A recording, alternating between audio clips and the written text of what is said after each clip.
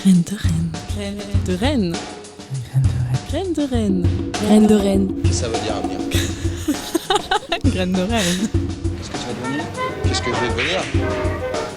Moi, je veux vivre, moi, c'est tout. Bonjour à tous, nous voici réunis pour une nouvelle émission de philothérapie. Donc ces émissions qui nous servent à expliquer de manière philosophique les problématiques contemporaines. Alors, aujourd'hui, j'ai pas mal d'invités, donc ils vont nous faire un petit coucou. Alors, il y a donc Jean-Luc. Coucou. Voilà. Donc coucou. Voilà. Lania. Eh bien, coucou. Lucie. Coucou à tous.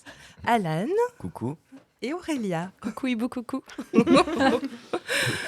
Alors, le sujet qui va nous intéresser aujourd'hui est actuellement au centre de toutes les attentions. Dans les médias, on en entend parler sans cesse, en famille, dans la rue, au travail.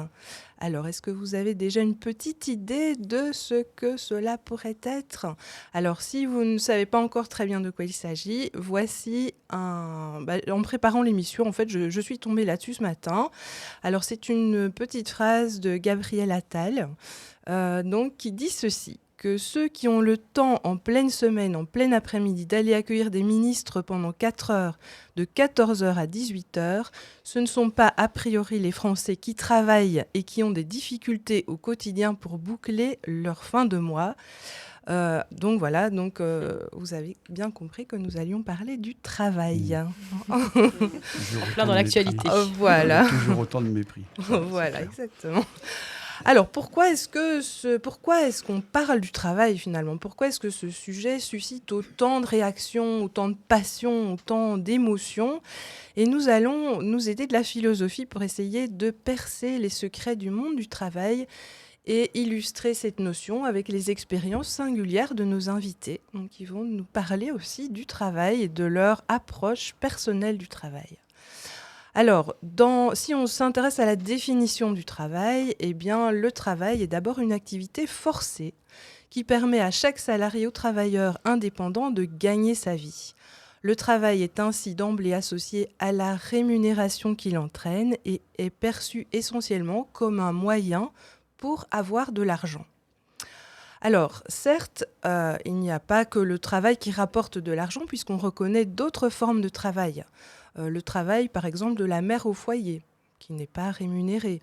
Le travail de l'élève. Régulièrement, mes élèves me disent « Mais pourquoi est-ce que nous, on n'est pas payés pour venir en classe ?» Voilà. Il y a aussi le travail associatif. Voilà. Mais alors, ce seraient des formes altérées peut-être du travail ou différentes, comme si le labeur, la fatigue, la pénibilité ne suffisaient pas à définir le travail. Mais alors, quels critères adopter pour notre interrogation ? Est-ce que ce serait la dépense d'énergie ? Est-ce que finalement, il faudrait se tuer à la tâche pour dire que c'est du travail ? Pas particulièrement, puisque si on regarde les sportifs amateurs, ils font aussi, ils dépensent de l'énergie, pourtant ils ne gagnent rien. Est-ce que ce serait le caractère forcé ? Mais il y a peut-être aussi des métiers dans lesquels on peut s'épanouir. Donc voilà, on va essayer de discuter, de comprendre quelle est la définition exacte du travail. Alors j'ai peut-être envie de vous demander d'abord à chacun, pour vous, ce mot travail, qu'est-ce qu'il représente ? Quand on dit travail, qu'est-ce que ça veut dire, selon votre approche ? Alors on va commencer par Alan peut-être ? D'accord, ok, donc un petit peu de pression. Je sais pas, alors pour moi c'est vrai que longtemps j'ai pensé au travail un peu de la première forme dont tu donnais, ce côté obligatoire, ce côté forcé. Oui. Que ce soit à l'école d'ailleurs ou en saison en gagnant de l'argent. Mais je fais de la musique à côté pour mon plaisir. Oui. Et je dis que quand je passe du temps dessus, je dis que je travaille. Donc pour moi c'est du coup le travail aujourd'hui ça va plus être se donner à une tâche, l'effectuer, la faire dans un but qui s'éloigne d'un peu du plaisir. D'accord. Qui n'est pas que du plaisir en fait. D'accord. Voilà. Donc il y a quelque chose d'une astreinte quoi. Il y a quand même une pénibilité. Quand je fais de la musique et que je m'amuse simplement, j'ai pas l'impression de travailler. D'accord. Là où je vais dire que je travaille, c'est quand je vais avoir besoin de mettre de la rigueur. C'est ça. Quand tu t'obliges. Ouais, un petit peu quand même. C'est ça. D'accord. Aurélia, peut-être le travail, qu'est-ce que ça... Ouais, c'est vrai que je me retrouve pas mal dans cette idée qu'il faut mettre de la rigueur. Enfin, c'est quand je mets de la rigueur que j'ai l'impression de travailler. Après, pour moi, il y a vraiment le mot utilité aussi, peut-être, dans le travail. C'est-à-dire, il y a quand même ce côté... par exemple, en France, on va tous réaliser des missions qui vont tous avoir une utilité pour quelqu'un d'autre. Et vu qu'on ne peut pas tout réaliser tout le temps dans notre vie, on ne peut pas créer les routes, on ne peut pas régler les problèmes informatiques, on ne peut pas se divertir. Enfin, en tout cas, on a besoin que tout le monde... participe exactement. Merci Lania pour les mots soufflés. Il y a un peu cette idée en tout cas d'entraide en fait, d'échange de services. D'accord. D'échange de services. Le caractère donc forcé pour Alan, utile pour Aurélia. Jean-Luc, ce serait. Alors moi je classerais plutôt sous le mot travail, tu vois, de activité d'un côté et emploi rémunéré. Parce qu'activité, on en fait tous, quoi. On en fait tous dans nos vies. Et puis des emplois, malheureusement, l'emploi derrière, c'est quoi ? C'est gagner sa vie. Oui. Et donc ça, on rentre dans des considérations qui sont tout autres. D'accord. Et par contre, quand tu parles d'utilité, Aurélia, utilité sociale du travail. Combien d'emplois sont complètement inutiles à la société, sont pas gratifiants. Le sens, quoi, derrière, tu vois. Là, je rejoins les bullshit jobs, les jobs à la con, qui a dénoncé, je sais plus quel, dans son livre, là, j'ai plus le nom, mais on est en plein dedans. Combien de trucs qui sont complètement aberrants et on est en train de revenir, quoi. Tu penses à quoi là-dessus. Alors, des jobs à la con. Déjà, les trucs qui ne sont pas gratifiants, tu vois, tous ceux qui travaillent chez Amazon qui sont complètement exploités et qui ne trouvent pas leur compte, qui sont épuisés avant l'heure. Et puis tous les jobs qu'on invente, coaching de ceci, management de cela, on rajoute des tas de boulots qui ne sont pas forcément utiles à la société. Parce que l'utilité, elle est en dessous. Et souvent, les gens arrivent à produire des choses magnifiques. Ils n'ont pas besoin derrière de management au-dessus, de gens qui tirent des tableaux. Moi, j'ai constaté ça dans la boîte dans laquelle j'ai bossé, quoi. J'ai été 29 ans dans l'armée. Et alors, dans l'armée, c'est encore autre chose. D'accord. Je ne veux pas critiquer mes 29 ans d'armée, mais on n'est pas là pour être forcément utile ou productif. Oui. On est là pour être disponible. D'accord. Et c'est ça qui est bien mis en avant. D'accord. Ok, merci.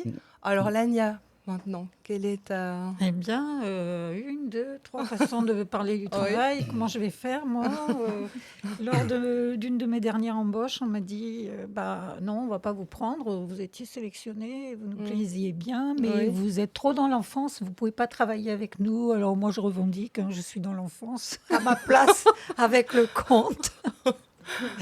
Est-ce que je travaille ? Je me pose souvent la question. Je me dis, quand tu as passé 3 heures à répéter ou écrire un texte et tout ça, ou réécrire un enchaînement, je me dis, est-ce que tu as travaillé ? Non, ça t'a fait plaisir. Hein. Alors pour moi, le travail, c'est plaisir. Je dis que j'ai eu la chance de trouver un jour ce chemin-là, quoi. D'accord. Voilà. Ok. Et on continue avec Lucie, alors, le travail. Moi, j'ai jamais eu sérieusement un gros emploi, donc j'en parle un petit peu depuis l'extérieur. Mais pour moi, c'est vraiment s'intégrer, c'est vraiment une activité humaine, une activité culturelle qui relève plutôt du fait d'entrer dans un mode de vie accepté socialement, que vraiment se résumant à une activité ou à une rémunération, parce qu'on peut avoir des rémunérations, t'en parlais, qui ne viennent pas d'un travail. On parlait du facteur chance un petit peu plus tôt dans la journée. Et je me suis perdue en cours de route.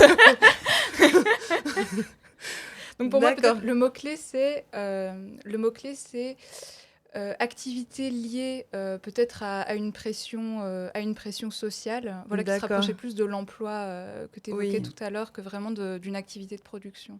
D'accord, donc tu rejoins Jean-Luc dans sa position, finalement, ce lien à l'argent aussi, qui fait qu'on bascule dans autre chose que du loisir, ou que ce serait ce caractère, gagner sa vie, qui serait caractéristique.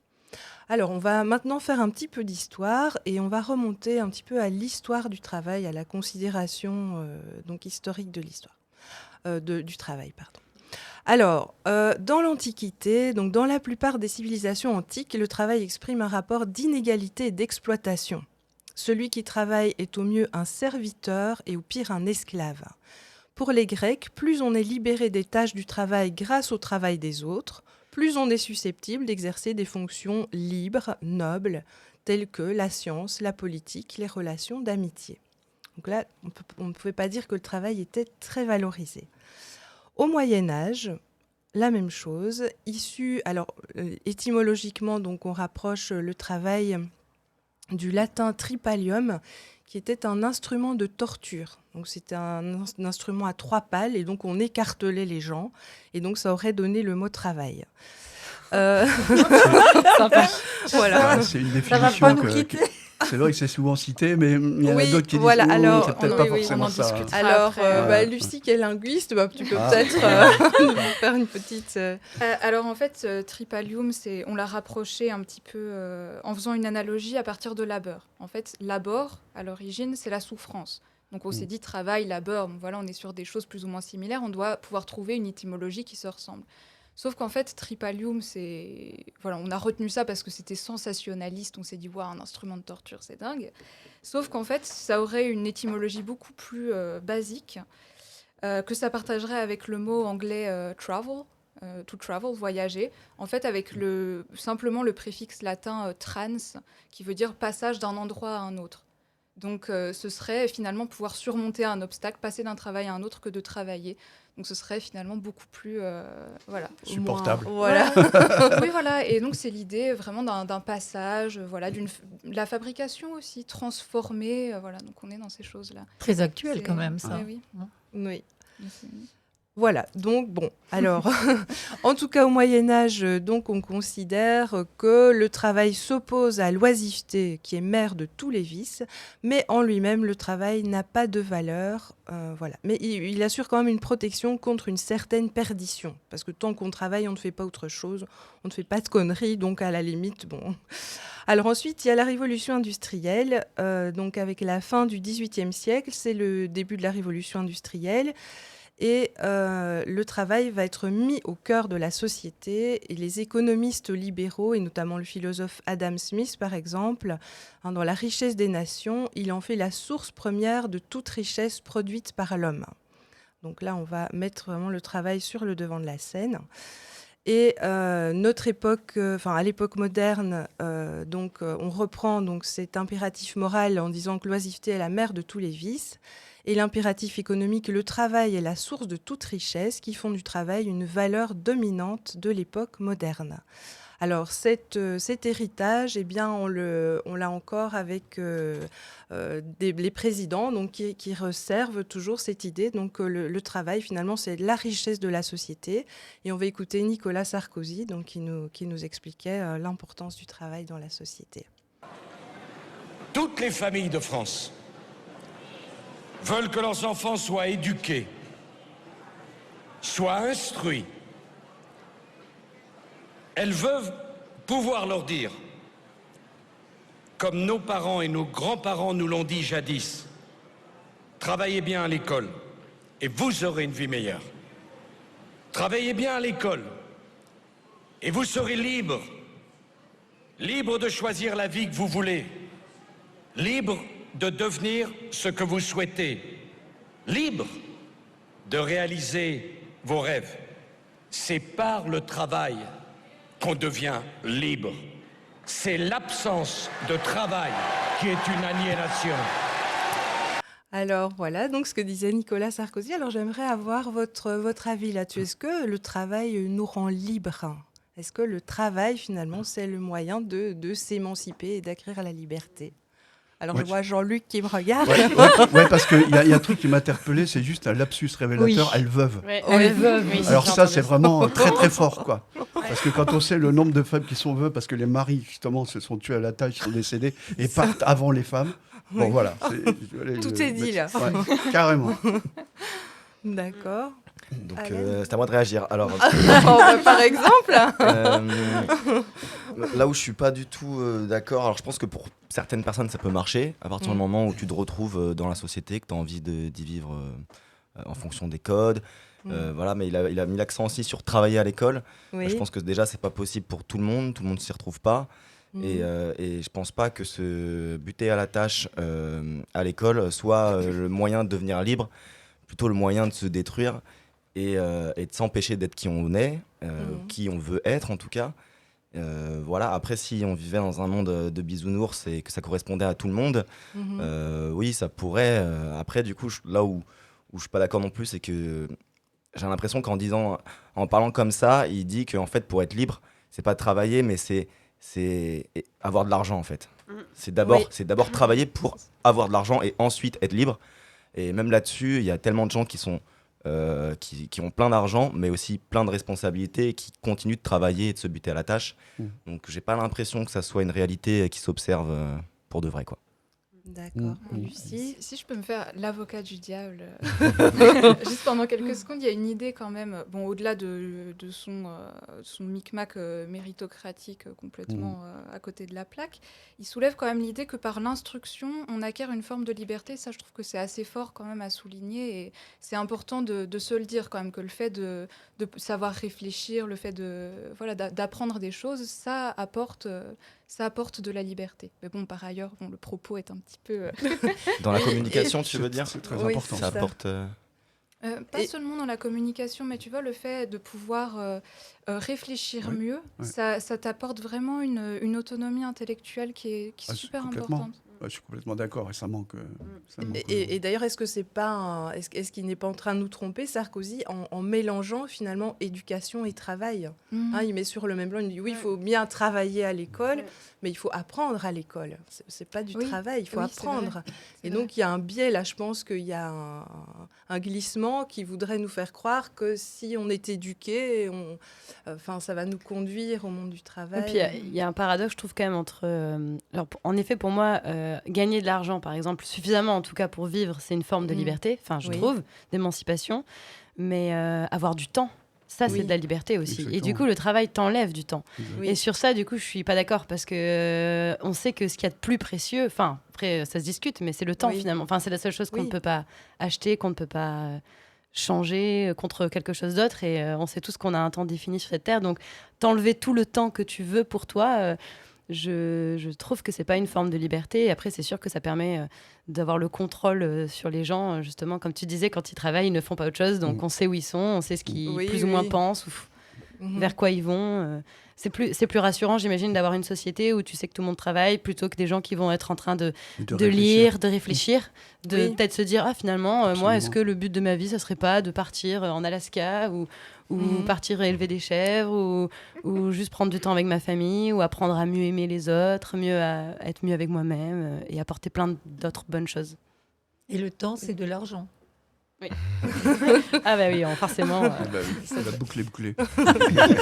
Je fais le raccourci en ce moment. Alors justement, pour rebondir sur ce que tu disais, Aurélia, je lisais que certains jeunes diplômés, aujourd'hui, qui sont sur le point de se lancer dans le monde du travail, décident de ne pas travailler, ou alors juste assez pour économiser et satisfaire d'autres envies que de s'épanouir dans le monde du travail, ou dans le monde qui ferait rêver, le monde du travail. Et donc ce serait une remise en cause d'un modèle qu'ils jugeraient obsolète. Est-ce que la conception qu'on a du travail, elle serait dépassée ? Est-ce qu'on aurait une vision, alors c'est un peu polémique peut-être ce que je vais dire, dans une époque qui valorise ou qui... le travail est hyper valorisé. Est-ce que finalement de considérer que le travail, c'est peut-être pas la deuxième chose la plus importante après la famille, selon les Français, est-ce qu'il y aurait d'autres valeurs finalement que la valeur travail ? Je pense qu'on est une génération, en effet, qui met moins sur un piédestal le travail, pour de vrai. Dans mon entourage, en tout cas, je le ressens. On est moins sur ces finalités-là. Quand j'entends parler mes parents, justement, le travail, c'était vraiment une réussite, quoi. C'était la réussite, la carrière. Alors moi, j'ai l'impression qu'on est plus sur des logiques maintenant d'avoir, de pouvoir faire, je sais pas si on aime marcher, pouvoir faire tel trek, ou pouvoir faire telle activité, ou... On valorise d'autres choses justement aujourd'hui, ou sinon on a envie de se dire ok, je travaille, mais alors je vais faire une pause à un moment, parce qu'à un moment donné, j'ai envie d'avoir un temps dédié à ma passion, par exemple. Ça, c'est quelque chose que j'entends beaucoup chez les jeunes, de se dire, ouais, je vais travailler pour vivre telle expérience, pour peut-être économiser tel fonds, mais pour avoir aussi, qui ont d'autres fins en soi, en fait, que le travail, qui est plutôt de partir, voyager. J'ai l'impression qu'il y a l'idée de se mettre en danger n'est plus si grave. Et peut-être qu'il y a un agacement aussi de toujours entendre rabâcher pense à sécuriser tout le temps. Oui. Et cette promesse, on n'y croit plus en fait. Oui. En fait, aussi parce que justement, ça ne nous suffit pas, je crois, la promesse de travailler, ça va te rendre heureux. Je crois que c'est une promesse qui nous plaît plus, à laquelle on ne croit plus vraiment. Vous adhérez plus, on adhère plus. Ouais, la société adhère plus, je pense, et je pense que les jeunes vraiment sont en train d'ailleurs, je pense qu'on est beaucoup dans une revendication aussi de qualité au travail, de peut-être travailler moins, mais être plus valorisé, parce qu'on se rend compte que travailler 8 heures par jour, c'est pas ça qui nous rend productifs, que des fois travailler moins, peut-être que ça va nous rendre tout autant productif et pourtant tout en gagnant pareil, je veux dire. Oui. Enfin, voilà. Alors je te rejoins dans ce sens-là parce que je peux apporter mon ressenti. Moi, j'ai attendu, mais avec impatience et joie, d'arriver à la retraite. Donc j'ai fait une rupture conventionnelle avant, pour X raisons. Je suis arrivé à la retraite dans la foulée, et puis depuis 10 ans, je m'éclate, moi. Je m'éclate parce qu'au moins je fais des choses qui m'intéressent, des passions, comme je suis assez curieux de plein de choses. Et là, au moins, je peux le faire. Derrière, j'ai ma retraite, je l'avoue. Effectivement, ça, c'est garanti. Donc, quelqu'un aujourd'hui qui est dans le milieu du travail, il n'a pas cette chance-là. Mais on sent qu'on a envie d'autre chose, quoi. Voilà. Et on peut le faire, malheureusement, une fois qu'on est à la retraite, quoi. Je pense qu'il y a un autre facteur qui rentre en compte aussi pour la jeune génération, c'est le manque de confiance qu'on a en l'avenir quand même, avec tous les enjeux environnementaux, avec les droits sociaux qui se font la malle petit à petit. Voilà, il y a aussi cette question de est-ce que je veux m'enfermer dans un travail si du jour au lendemain, il n'y a peut-être plus rien. Et c'est ce qui a l'écueil quand même de nous faire passer pour une génération de flemmards. Parfois. C'est qu'il y a une réalité à garder. Évidemment, un pays, il faut le faire marcher, il faut qu'on se nourrisse. On le voit avec les grèves qu'il y a, des emplois qui sont essentiels, en fait, tout simplement pour qu'on puisse vivre, qu'on puisse être soigné, etc. Donc, évidemment, le travail, c'est important. Après, c'est la question que tu posais tout à l'heure, est-ce que c'est différent, est-ce qu'il faut le remettre en question, la manière de faire? Oui, je pense que là, il y a quelque chose qui change dans la manière dont on voit le travail.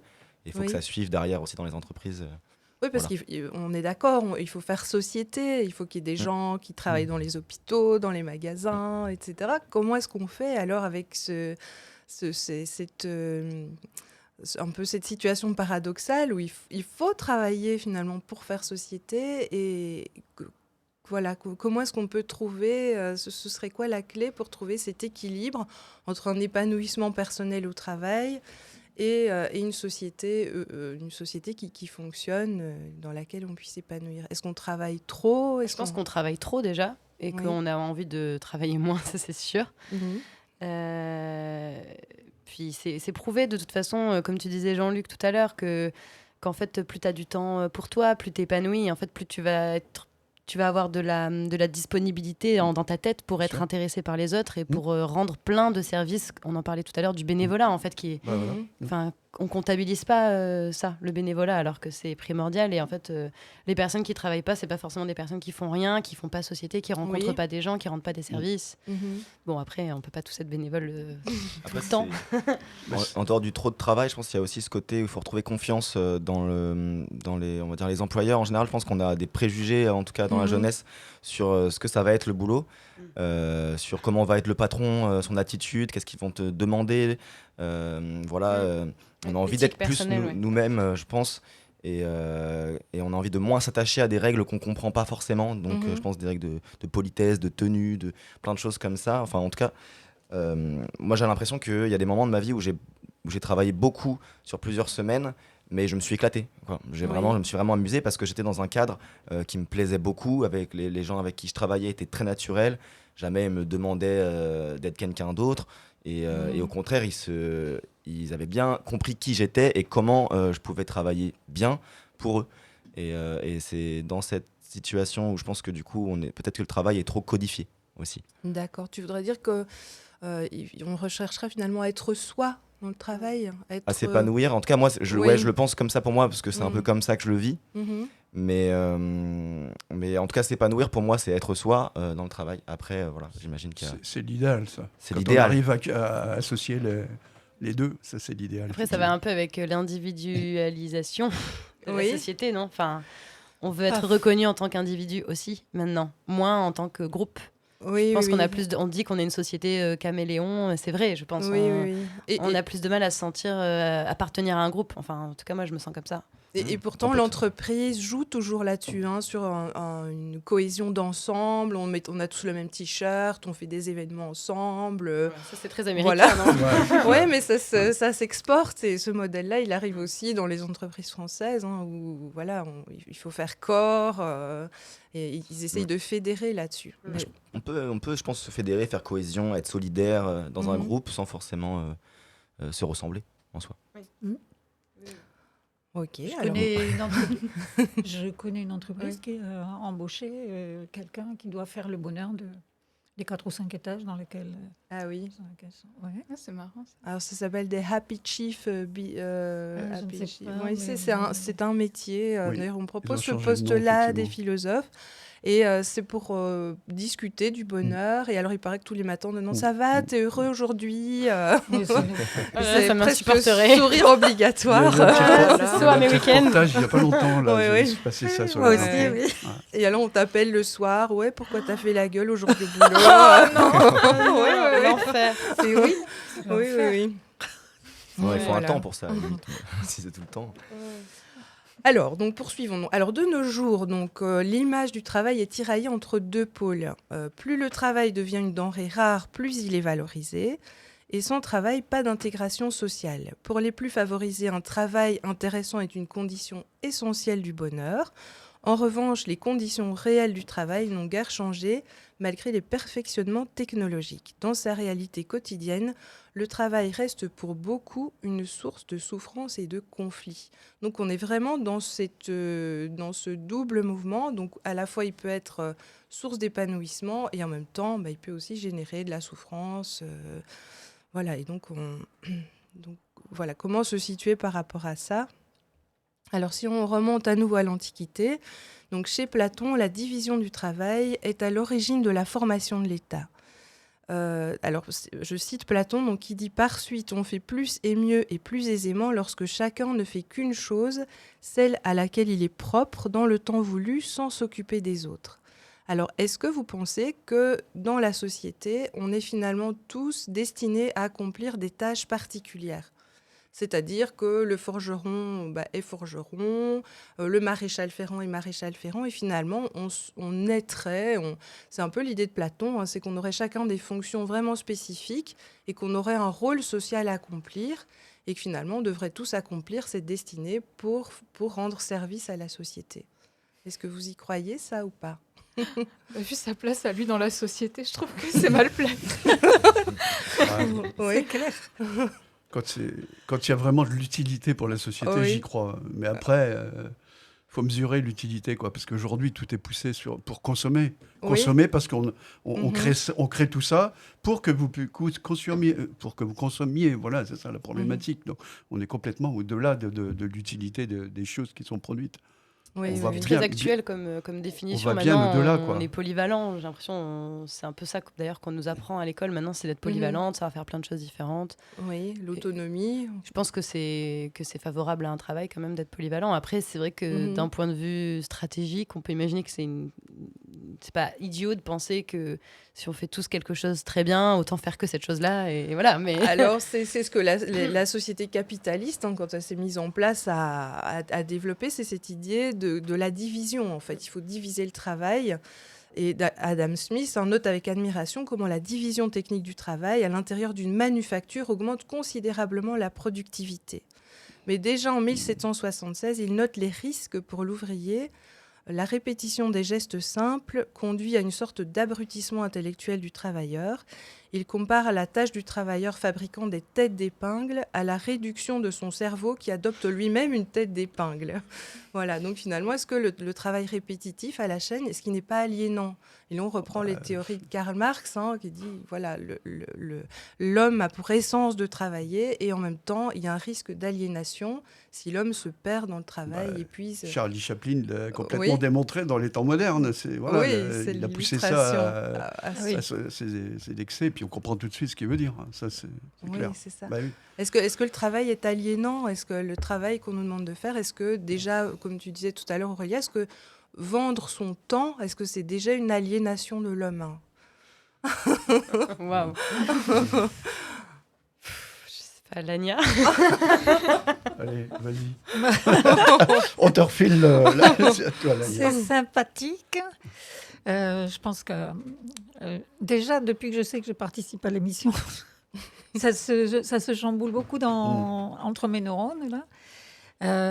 Vendre, tu as dit, vendre son temps. Parce que finalement, quand tu travailles, tu vends ton temps disponible. Tu le vends à l'entreprise. Est-ce que c'est déjà se perdre soi ? Oui, je pense que, en tant que conteuse, je pense que oui.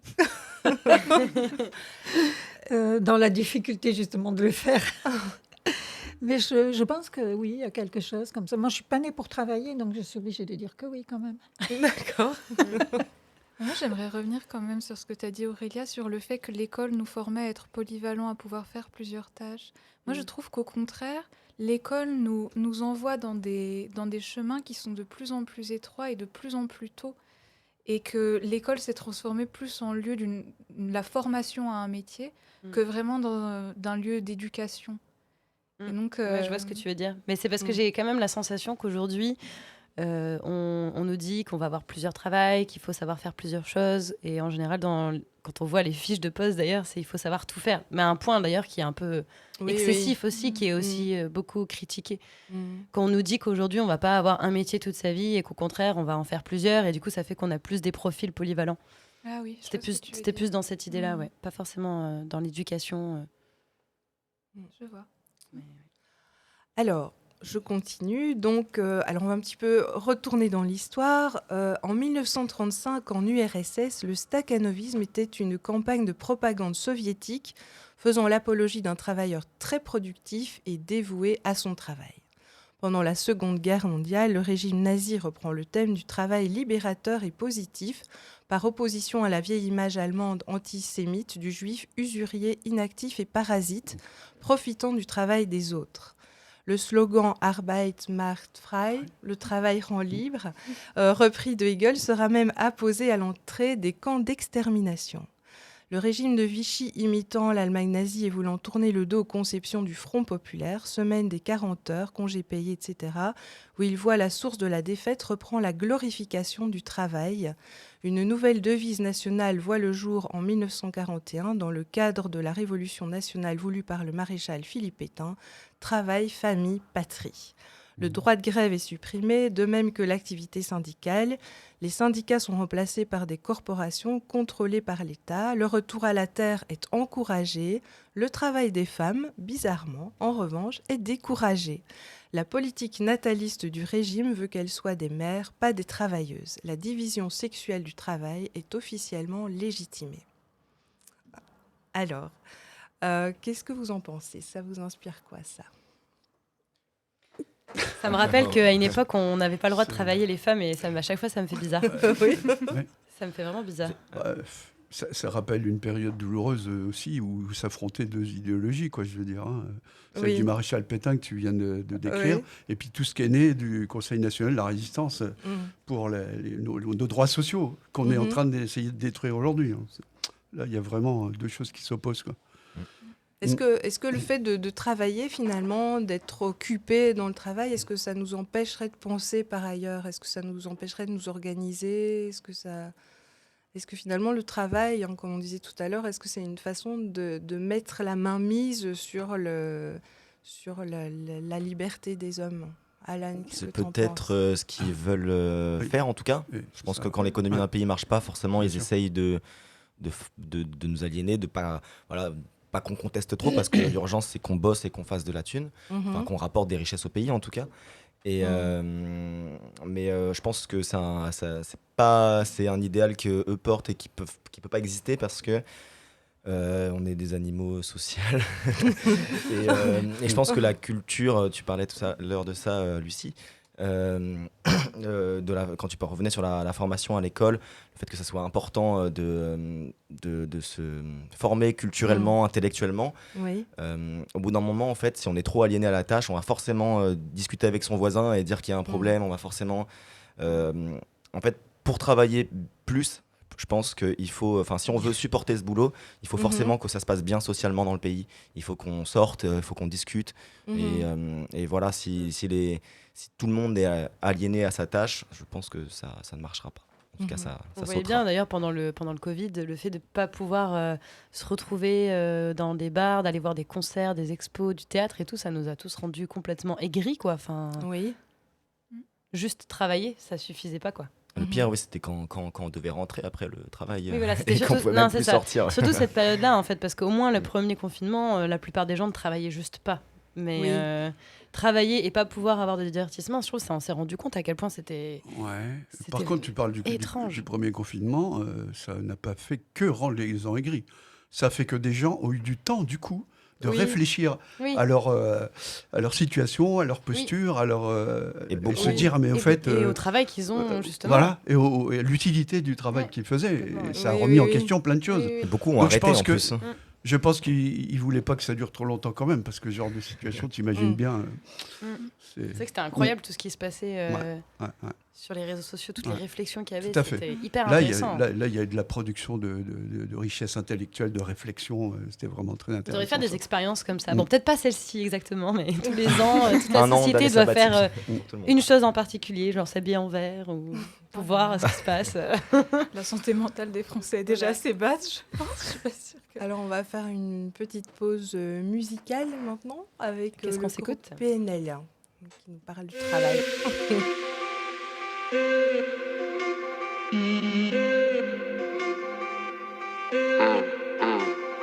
Travailler, il faut travailler. Mon ami, dans la vie, faut travailler. Tu veux la petite, mon ami, faut travailler.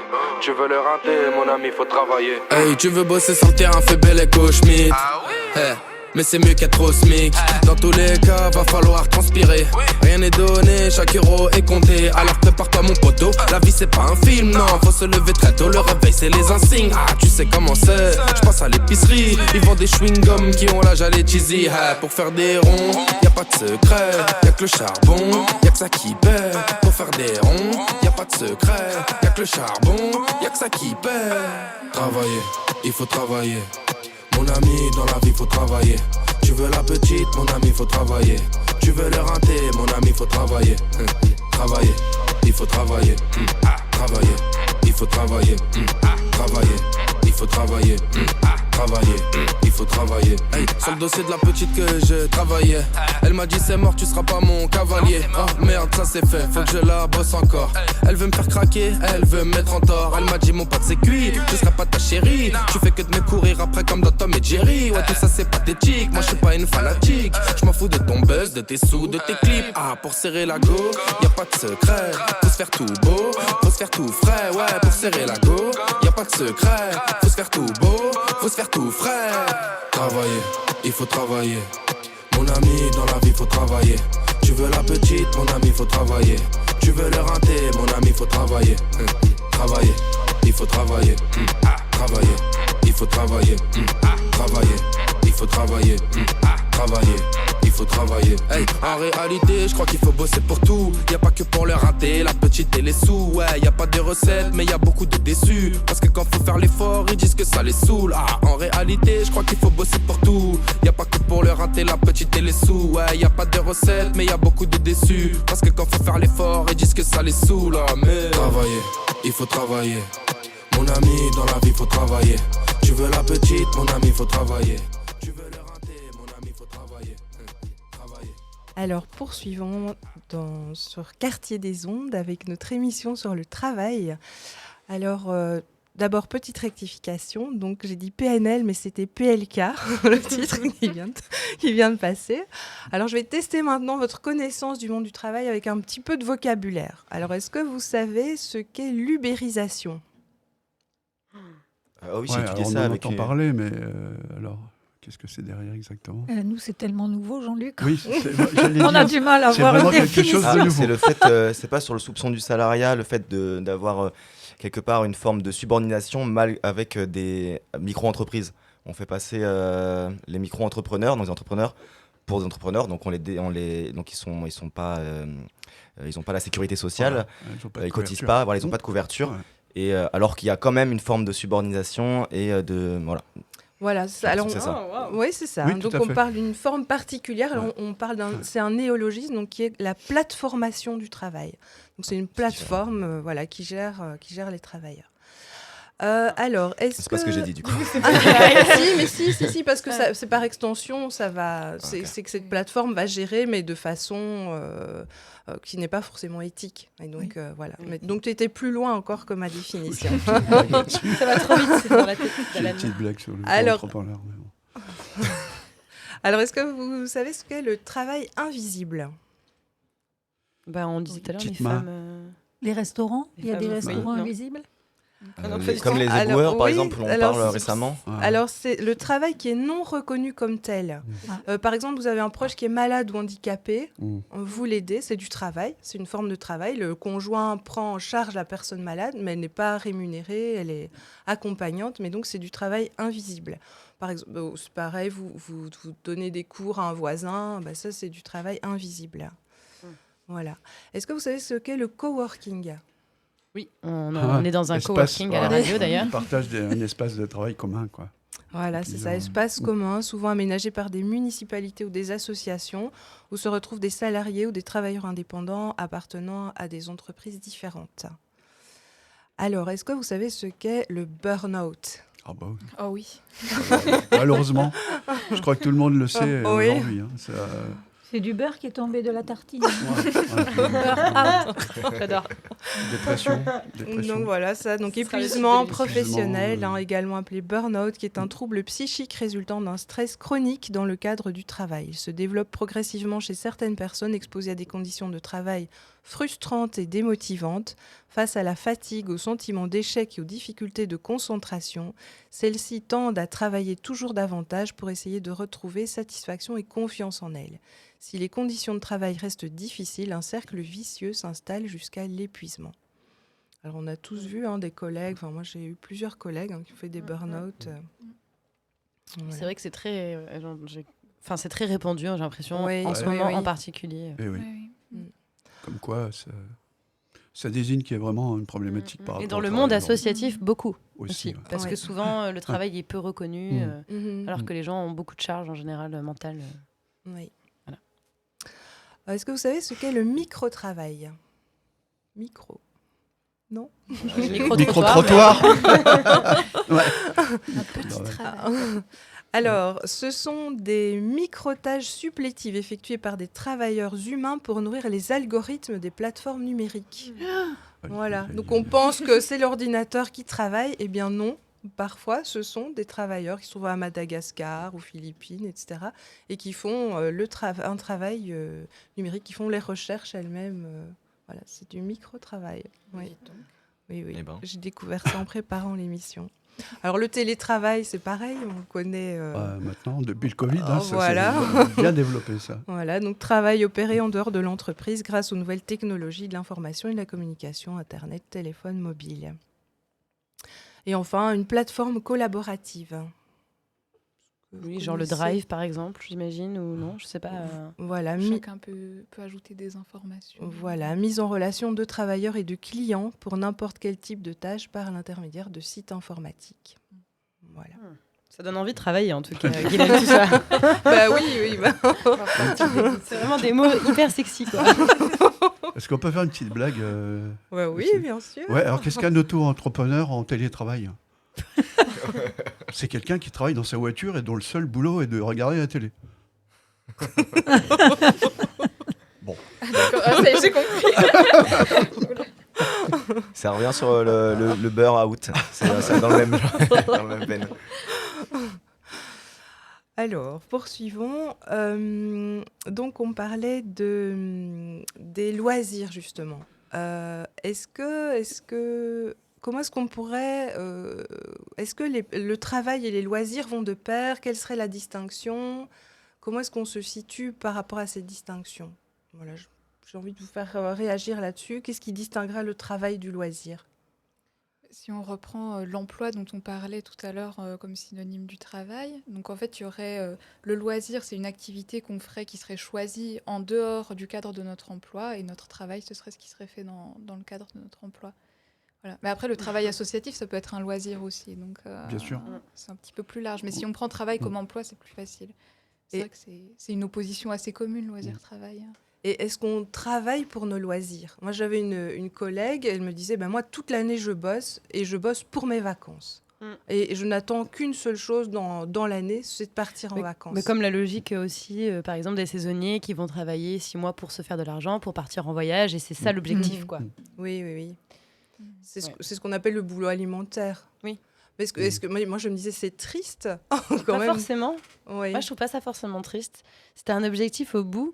Parce qu'en plus, tu peux prendre du plaisir à un travail alimentaire aussi. Peut-être que tu te donnes moins émotionnellement, mais peut-être qu'il y a des moments de ta vie où ça fait du bien aussi de ne pas te donner émotionnellement dans un travail, je sais pas. Et par contre, tu es hyper focus sur ton objectif qui est de partir voyager, tu prépares ton voyage et tout. Moi, c'est quelque chose qui je pourrais trouver... c'est un plan que je pourrais trouver attractif, par exemple. Bah oui, je prends l'exemple de ma maman qui a un boulot qui est souvent vu comme chiant. Elle fait de la compta. J'allais dire, elle est comptable. Et ben voilà, non mais c'est vrai, ça revient souvent. Et en fait, elle m'a toujours dit, mais moi déjà, alors je le fais pour mes vacances, effectivement. Et en plus de ça, je prends du plaisir à faire de la compta. C'est un boulot qui me plaît. Après, c'est pas son loisir, mais en tout cas, elle prend quand même plaisir. Voilà, donc, et j'ai l'impression, en plus, c'est ce qu'on m'a souvent dit, parce que moi je veux faire des boulots de passion. Et en fait, il y a un côté plus dangereux, en tout cas de ce que les gens pensent en général, de faire ce choix, parce que rendre un plaisir travail, ça peut être compliqué. Et on peut perdre justement ce plaisir, perdre de l'énergie, et puis peut-être même, tu parlais de l'émotion tout à l'heure, donner trop voilà. Je reprends, de donner trop d'énergie, trop de cœur à la tâche, et donc... C'est intéressant ce que tu dis. Finalement, il faudra un petit peu s'emmerder au travail pour apprécier ce qu'on fait à côté, pour pas trop se plaire dans son travail. Oui, au final, sur mes expériences de boulot, par exemple à Mondial Relais ou en restauration, c'était pas le travail me plaisait pas particulièrement, mais à partir du moment où j'avais une bonne ambiance au sein de mon boulot, ça ne me dérangeait pas du tout, parce que je comprenais très bien que j'envoyais des colis parce que quelqu'un avait commandé ce colis. Donc je comprenais très bien ce que je faisais. Et ça ne me déplaisait pas, c'était bien, je gagnais mon argent et puis je savais que j'allais pouvoir m'amuser avec mes amis plus tard. Et bon, après là, j'ai fait le choix de partir dans ma passion, et j'ai eu aussi du coup des moments où je n'arrivais plus à prendre de plaisir à faire de la musique, parce que j'avais mis cette pression de rentabilité, de rendre ça rémunéré en fait. Je pense à la musique tout de suite, parce que souvent il y a cette idée, par exemple, que devenir intermittent du spectacle, ça peut être un rêve.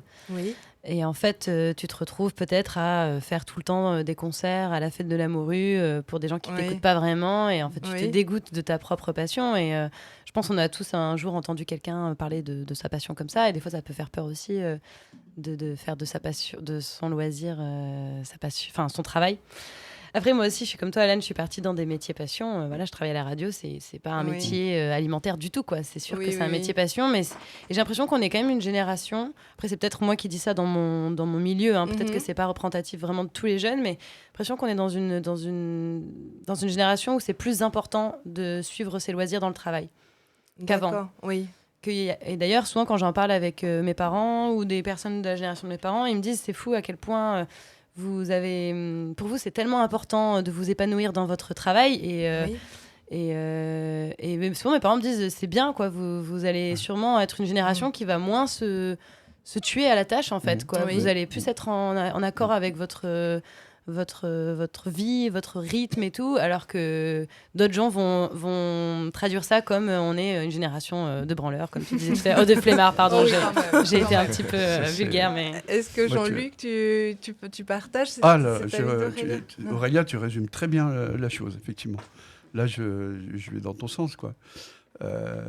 Et aujourd'hui, on trouve cette opposition des jeunes qui sont en train de réfléchir à l'utilité du travail et qui le manifestent. On a vu des diplômés de grandes écoles, on en a vu plusieurs qui ont réagi. Je dis, je ne ferai pas. Toutes ces études-là par lesquelles j'ai été formaté, en fait, je n'irai pas dans ces métiers-là parce que ce qu'on me propose, ça n'a pas de sens pour la société, ça n'a pas de sens pour les problématiques de changement climatique. On voit qu'il y a une énorme réflexion. Et à côté de ça, des vieilles personnes un petit peu conservatrices qui vont dire, les jeunes, voilà, ils n'en font qu'à leur tête. Et peut-être qu'en eux-mêmes, ils ne sont peut-être pas très sincères, parce que peut-être qu'en eux-mêmes, ils se disent, finalement, ils ont raison, quoi. Tu vois. Il y a de la frustration aussi. Il y a de la frustration. D'avoir passé ta vie à faire un truc que tu n'aimes pas. Voilà, moi, j'ai fait ça, je l'ai suivi, je n'ai pas osé m'opposer à ça, puis je vois tous ces jeunes là, qui osent, eux. Et là, ça amène complètement la réflexion sur le revenu de base, revenu universel, quoi. Ouais. Alors, avant de revenir à cette question du revenu universel, mais moi j'avais envie de me poser quand même la question, est-ce que c'est pas un luxe finalement ? Est-ce qu'il n'y a pas des gens qui travailleraient dans d'autres pays, qui se tueraient à la tâche pour fabriquer nos vêtements, pour produire nos bagnoles, et finalement, nous, on vivrait dans une sorte de travail loisir, et finalement, on serait des privilégiés à l'échelle mondiale. Est-ce qu'on n'est pas là-dessus ? Alors, Vas-y. Personnellement, je fais attention à ce que tu viens de dire parce que les 2 années que j'ai passées au Venezuela, je les ai passées parce que mon mari était dans une entreprise de travaux publics et je voyais ma femme de ménage et la femme de ménage, je l'ai gardée parce que je l'ai vue pleurer auprès de ses anciens patrons et elle leur disait, il ne faut pas que je perde mon travail. Parce que nous, on l'a payé, les Français, on l'a payé bien. Alors que... Donc, j'ai fait une rencontre avec la pauvreté, la difficulté, tout ça. Quand je suis entrée en France, je ne pouvais absolument pas adhérer à ce que je voyais. Et malheureusement, je suis allée travailler dans une boîte de promotion des ventes. Et ça, j'ai fait du burn-out. Ah oui, du burn-out. Ah oui, j'ai fait du burn-out. Et c'était justement lié à l'expérience que tu avais eue au Venezuela. C'était la question du sens, finalement. Oui, voilà. Oui. Moi, c'est le sens qu'il me faut. Donc, pas trouver de sens à la chose. Depuis que on n'a pas le même Venezuela, Victor et moi. Mais bon, c'est parce qu'il y a ma personnalité comme ça derrière. Voilà. J'ai eu beaucoup de mal, en rentrant en France, à trouver une activité professionnelle. Oui. Et c'était lié à ce que tu avais vécu. Ah oui, je suis sûre et certaine que c'est ça, quoi. Alors c'est intéressant cette réflexion sur le travail utile, c'est ce que tu disais tout à l'heure, Jean-Luc. Pendant le Covid, on s'est posé la question de finalement, qui sont les travailleurs utiles, tout à fait. Alors qui seraient les travailleurs utiles ? Les éboueurs, je crois qu'en ce moment, on s'en rend compte. Alors, ceux qu'on a applaudis des 4 mains, des 4 mains, pendant toute cette période-là, voilà. Par exemple, tous les travailleurs dans le milieu hospitalier, tous ceux qui ramassent nos déchets, tous ceux qui ont vraiment une utilité manifeste pour la société, ont été mis en exergue. Quand on voit comment on les traite de nouveau 3 ans après, voilà, je ne dirais pas plus, quoi. Mais... Oui. Alors, c'est curieux, ça. Pourquoi est-ce que ce travail utile, finalement, hautement utile pour nos sociétés, pourquoi est-ce qu'il est si mal considéré et si mal payé ? Pourquoi est-ce que ces emplois... On pourrait se dire, un footballeur, à quoi ça sert, la profession de footballeur ? On pourrait se dire... voilà. Et pourquoi est-ce que vous auriez des explications, Alan ? Je te vois bouger. Je pense qu'il y a 2 choses. Alors pour les footballeurs, je pense que c'est parce que c'est des métiers qui génèrent beaucoup d'argent. Donc forcément, c'est mis en valeur pour la société. Mais sinon, pour les éboueurs ou dans le personnel de la santé, etc., je pense que c'est parce qu'il n'y a pas l'étiquette intellectuelle qu'on met derrière. L'étiquette, forcément, grandes études. Il y a Ouais, tout de suite, un ingénieur informatique va être bien plus valorisé, en fait. Voilà. Je ne sais pas d'où vient cette étiquette, forcément, mais... Après, il y a des travails intellectuels avec de longues études qui sont terriblement mal payés. C'est vrai aussi. Non, mais c'est clairement vrai. bien sûr. Oui. Puis il y a ceux dont l'utilité est reconnue par tous, et il n'y a pas besoin de se creuser la tête pour la trouver, quoi. C'est flagrant, tout le monde le reconnaît. Après, il y en a d'autres, il y a creuser un petit peu plus. Voilà. Il y a un danger dans ce débat, peut-être, de savoir aussi qu'est-ce qui est utile ou non. C'est intéressant d'en parler et tout, mais par exemple, moi je pense tout de suite au domaine de la culture et des arts, qui dans certains partis politiques va être vachement mis en arrière, parce que considéré comme pas utile, justement. Donc, je suis d'accord avec toi, complètement d'accord. Alors que le rêve, on sait tous que ça, le rêve, le fait de, je sais pas, de regarder un film, de découvrir qu'est-ce qui se passe à l'autre bout de la Terre, quelles sont les langues qui sont parlées, quels sont les paysages, tout ça, ça permet tellement de donner du sens à la vie, en fait, aussi, je sais pas, de s'aérer l'esprit, de s'en aller ailleurs. En fait, tous les métiers qu'on a cités, là, c'est des métiers qui répondent plutôt à des besoins primaires. On a cité les éboueurs, la pyramide de Maslow. Et c'est vrai qu'on oublie plein de franges de la société qui répondent à des besoins qui ne sont pas primaires, mais qui sont des besoins malgré tout. Culture, effectivement, c'est très important. On n'a pas parlé des enseignants, on n'a pas parlé... Voilà, il n'y a rien qui me vient. Les enseignants, c'est vrai que c'est quand même... Qu'est-ce qu'on ferait sans les enseignants ? Bah oui. Qu'est-ce qu'on ferait sans Guylaine ? Exactement. Mais après, c'est vrai que pour répondre à ta question de tout à l'heure, oui, moi je me sens très très privilégiée. Dès que j'ai des débats comme ça avec mes amis, oui, est-ce que j'ai envie de faire un métier passion ? Est-ce que j'ai le temps ? Est-ce que j'ai envie de voyager un moment dans ma vie ? Est-ce que j'ai envie de faire ça ? Est-ce que j'ai envie de faire ci ? Je me sens énormément privilégiée de pouvoir me poser toutes ces questions. Bien sûr, c'est des questions de luxe. C'est parce qu'on a des parents qui peuvent aussi nous permettre de revenir chez eux un mois ou deux, le temps de rebondir. C'est parce qu'on a été un minimum... j'imagine valorisé soit par ses parents, soit par ensuite ses amis ou je sais pas, ou ses professeurs, comme quoi on était capable de rebondir, comme quoi on était capable de s'adapter. Enfin, tout ça, c'est une construction qu'on n'a pas tous, quoi, à 20 ans, par exemple. Enfin, ça demande quand même beaucoup de courage. Enfin, non, justement, pas de courage, mais un courage qui a été formé par les personnes qui nous ont aidés tout au long de notre vie, quoi, qui ne s'inventent pas comme ça. Oui.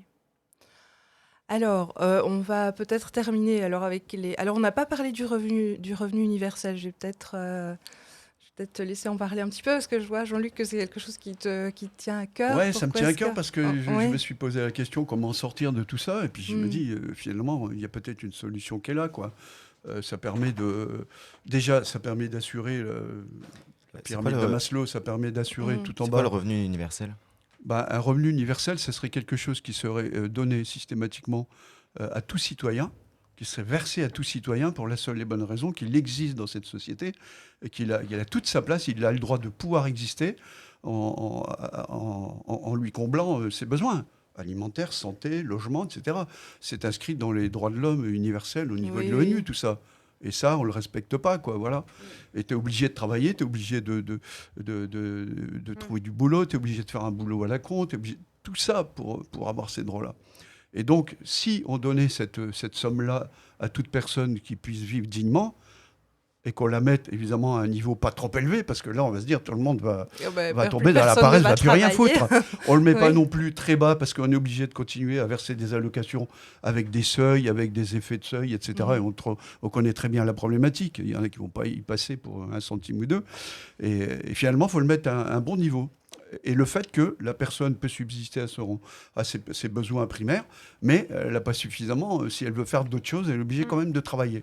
Et là, on aurait peut-être des gens qui travailleraient de temps en temps pour avoir un peu plus d'argent pour pouvoir faire des choses, ou alors s'investir dans le bénévolat, dans les associations, s'investir dans des services. Il y a plein de choses qui se modifieraient. Les relations entre patronat, etc., dans les entreprises. Quoi, aussi, les relations, il est certain que les relations des entreprises seraient complètement différentes. Vous avez la personne qui arrive, dont on dit on ne veut pas de toi, ceci, cela. Je pense qu'il se vendrait un petit peu plus cher, le gars, en disant moi, voilà. Les relations seront différentes sur les candidatures, quoi, quand on cherche du boulot, quoi. Voilà. Enfin, il y a plein de choses comme ça et qui méritent d'être réfléchies, quoi. Ouais. Voilà, mais je pense qu'on a eu des réflexions intéressantes. Hein. En tout cas, voilà. Alors, je vais peut-être terminer par une citation de Paul Lafargue. Donc, qui disait qu'une étrange folie possède les classes ouvrières des nations où règne la civilisation capitaliste. Cette folie traîne à sa suite des misères individuelles et sociales qui, depuis 2 siècles, torturent la triste humanité. Cette folie est l'amour du travail, la passion moribonde du travail poussée jusqu'à l'épuisement des forces vitales de l'individu et de sa progéniture. Au lieu de réagir contre cette aberration mentale, les prêtres, les économistes, les moralistes ont sacro-sanctifié le travail. Voilà. Alors vous réfléchirez là-dessus. Et puis on se retrouvera peut-être pour une nouvelle émission sur le travail. Mais en tout cas, merci à tous d'avoir participé. Et on va terminer avec un titre qui s'appelle « Je ne veux pas travailler » de Pink Martini. Ma chambre a la forme d'une cage. Le soleil passe son bras par la fenêtre. Les chasseurs à ma porte comme les petits soldats qui veulent me prendre. Je ne veux pas travailler, je ne veux pas déjeuner, je veux seulement oublier et puis je fume. Déjà j'ai connu le parfum de l'amour, 1 million de roses n'embâmerait pas autant. Maintenant une seule fleur dans mes entourages me rend malade. Je ne veux pas travailler, je ne veux pas déjeuner, je veux seulement oublier et puis